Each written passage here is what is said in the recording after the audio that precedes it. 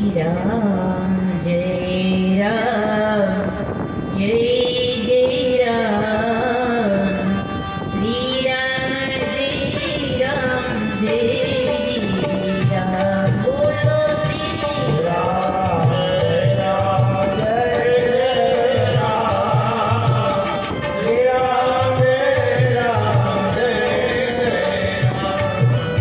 જય રામ જય રામ શ્રી રામ જય રામ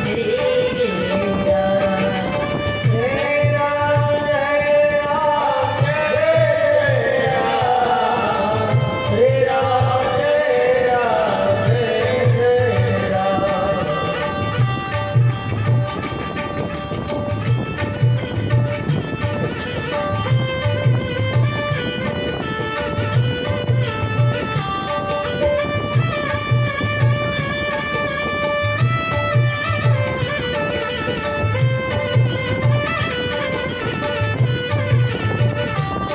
રામચંદ્ર ભગવાન કાયેન વાચા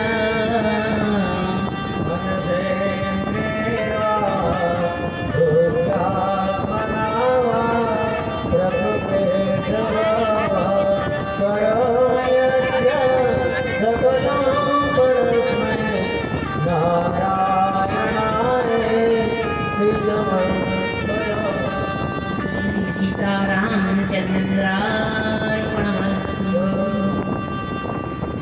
અહીંયા ત્રીજો કાંડ શરૂ થાય. ભગવાન ચિત્રકૂટમાં રહેવા લાગ્યા. દિવસો પછી દિવસો વ્યતીત થવા લાગ્યા છે. તુલસીજી કહે છે, પૂર્ણર ભરત પ્રીતિ મેં ગાઈ મતિ અનુરૂપ અનુપ સુહાઈ.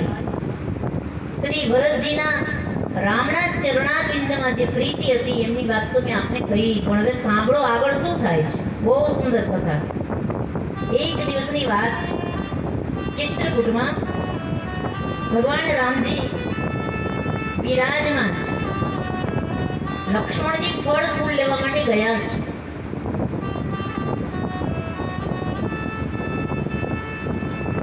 એક બાર ચૂની કુસુમ સુહાએ, એક બાર નિજ ભૂષણ રામ ગણાએ, નિજ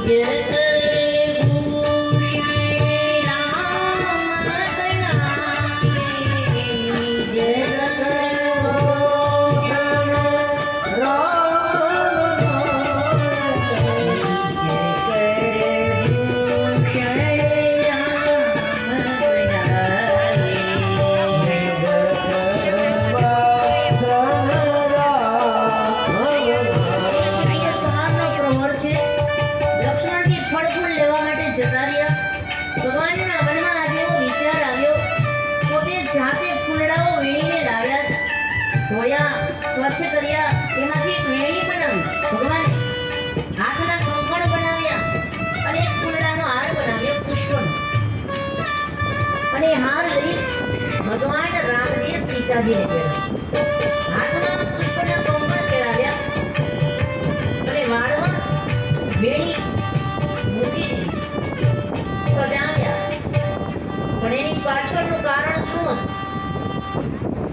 કે ભગવાનને આજે એક લીલા કરવાની ઈચ્છા થઈ.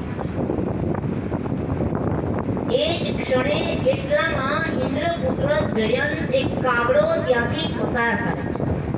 હવે ભગવાન રામજી એકલા જ હતા અને વરમાળા પહેરવાનું તો કારણ એ જ હતું કે સીતાજીને ભગવાન જાણે કહેવા માંગતા હતા કે હવે તમારો કાર્યક્રમ અહીંથી બદલાશે, તમારે અગ્નિમાં વાસ કરવાનો છે અને માયારૂપી સીતા બહાર આવવાની છે. એટલે હું તમારું સ્વાગત કરું છું કે તમે મને છોડીને હવે અગ્નિમાં જતા રહેશો. વેણીથી વાળ ગૂંથ્યા અને એ વખતે ઇન્દ્રપુત્ર જયંત કાગડો ત્યાંથી પસાર થયો અને એના મનમાં વિચાર આવ્યા કે આવો ભગવાન હોઈ શકે.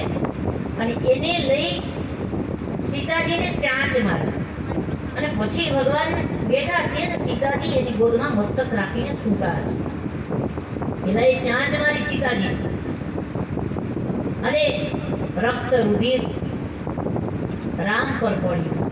જોયું કોની આ હિંમત છે કે સીતાજીને ચાંચ મારી. એ